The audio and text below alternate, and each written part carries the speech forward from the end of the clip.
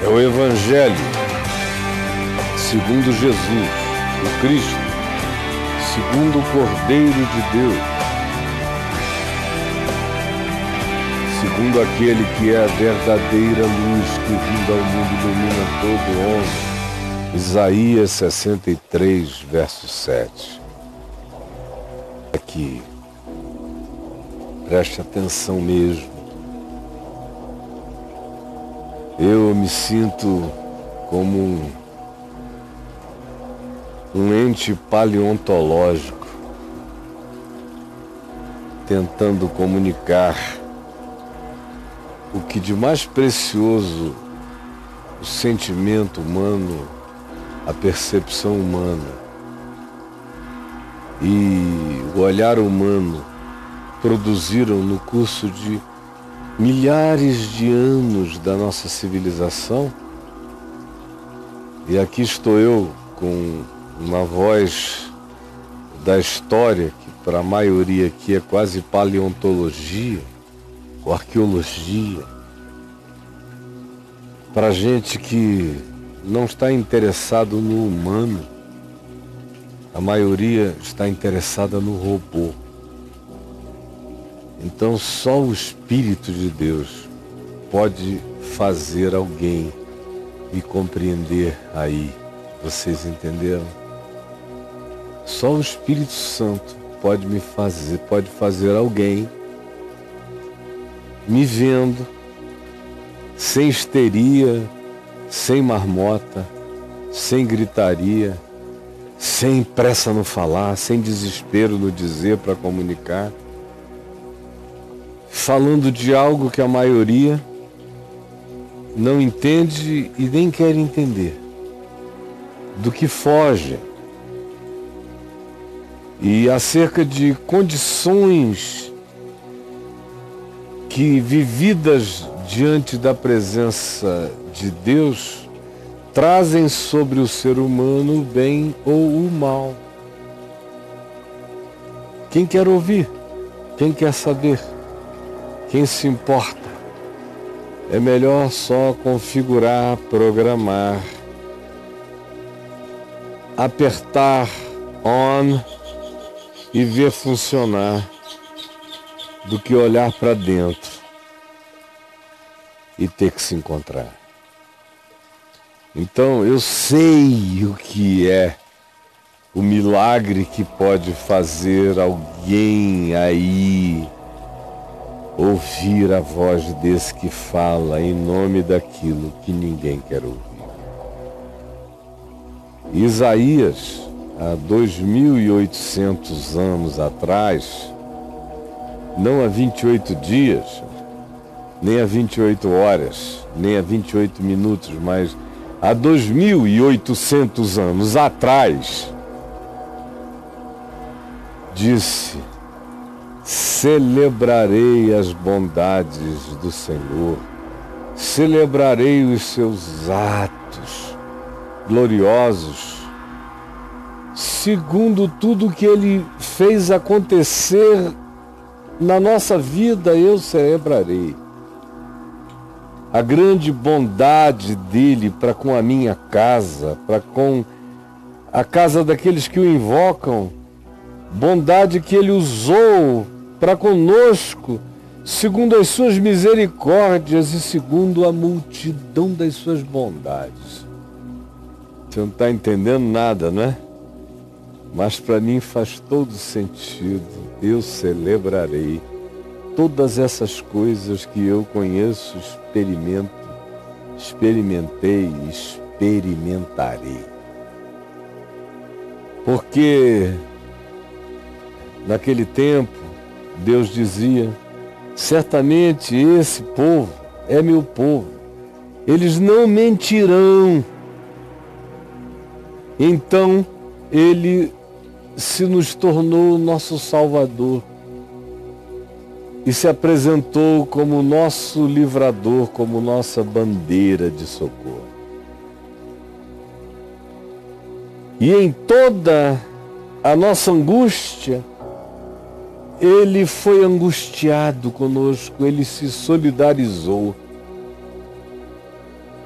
Ele foi à cruz. Na minha angústia ele se angustiou, ele tomou sobre si a minha dor. Sim, o anjo da sua presença, o anjo, o primogênito da criação, a expressão de Deus, o Cristo antes de Jesus, o anjo, com A maiúsculo, da sua presença, o manifestador da sua presença, que recebia adoração e não reprimia os adoradores, porque a adoração a ele era pertinente. Em toda a sua angústia, o Cristo antes de Jesus esteve com eles e com eles foi angustiado. Sim, o Cristo antes de Jesus, o anjo da sua presença os salvou. Pelo seu amor e pela sua compaixão ele os remiu, os tomou e os conduziu todos os dias do seu passado. Quem tem memória sabe como é. Mas eles foram rebeldes. Rebeldes. Essa é uma história que eu conheço, que eu vi. Eles foram rebeldes. E contristaram o Espírito Santo. Falavam muito no Espírito Santo. Entristeciam o Espírito Santo, porque eram rebeldes. Porque não davam razão à palavra de Deus, não se curvavam para obedecê-la no coração, só nas formatações e nas exterioridades.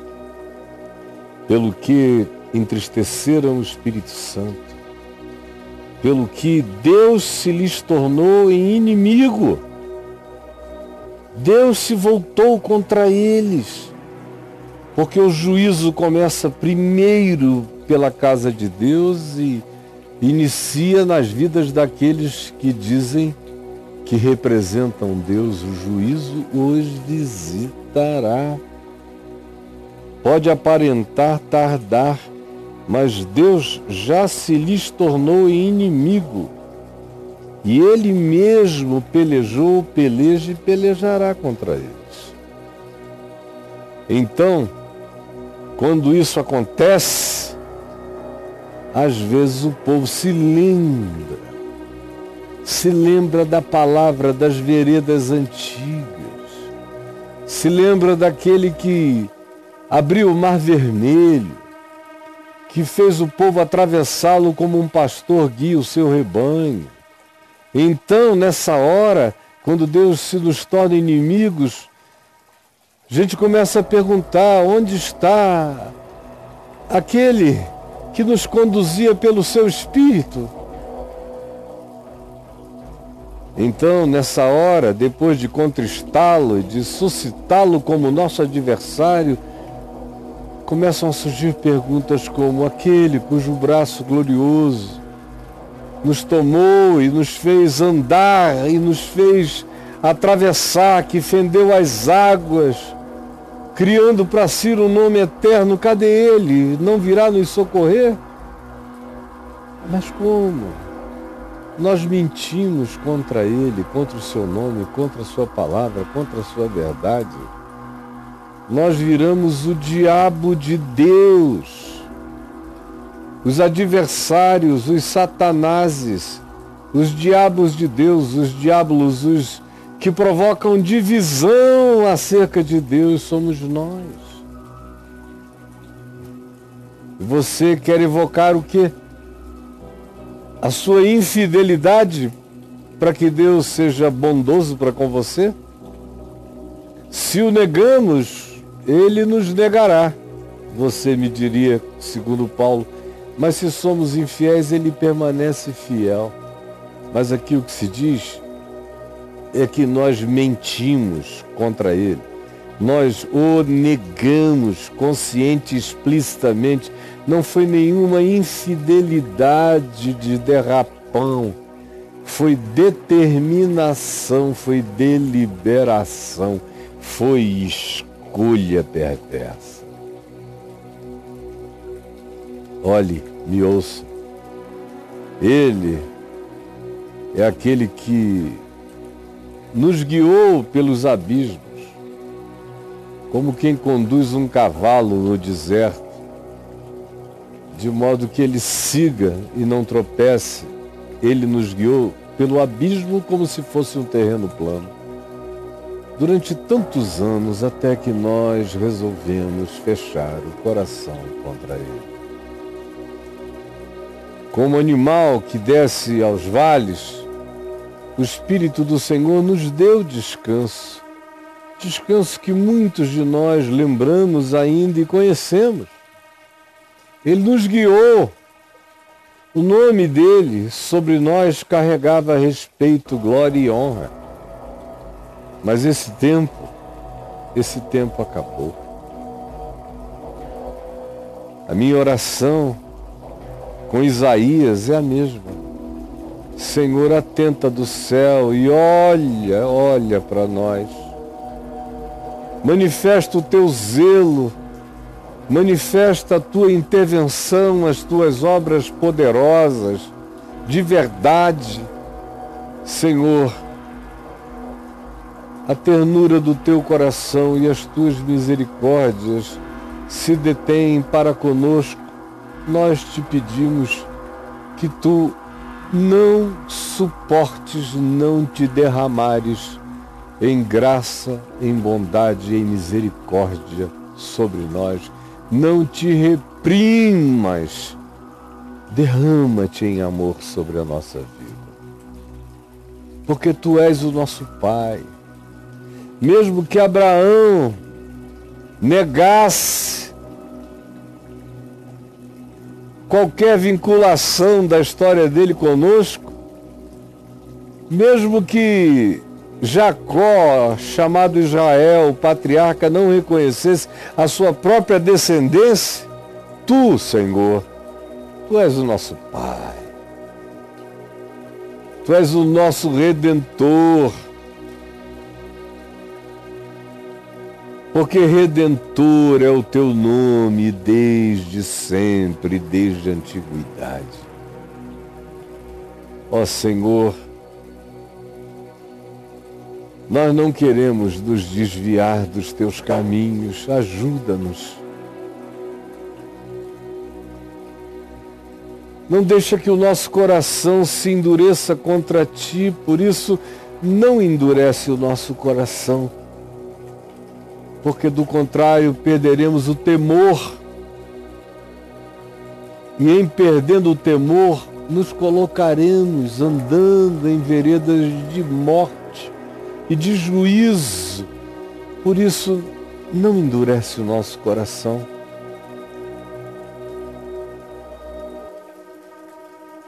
Só por breve tempo nós queremos pensar que o nosso povo e que este país foi possuído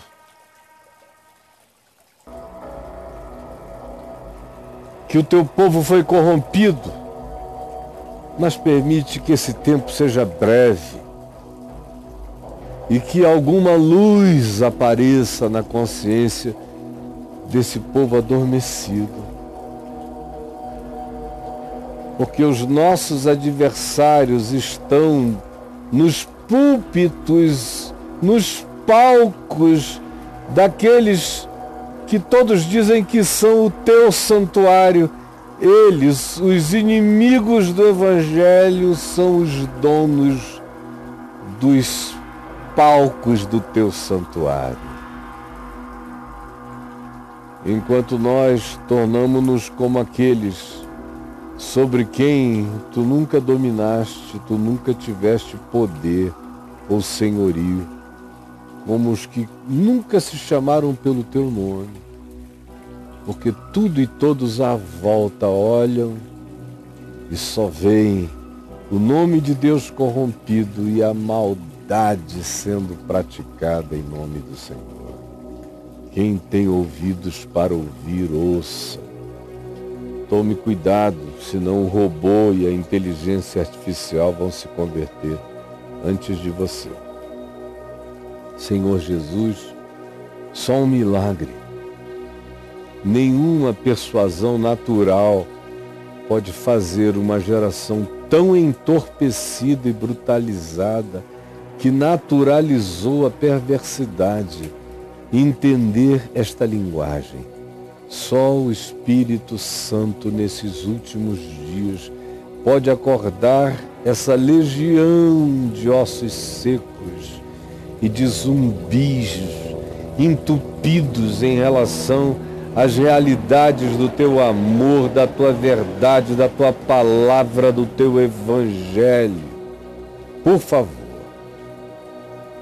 favor, é só contigo que contamos, ó Espírito Santo, para abrir os entendimentos. Sempre foi assim e nesses dias mais do que jamais antes de nós. Em nome de Jesus. Amém.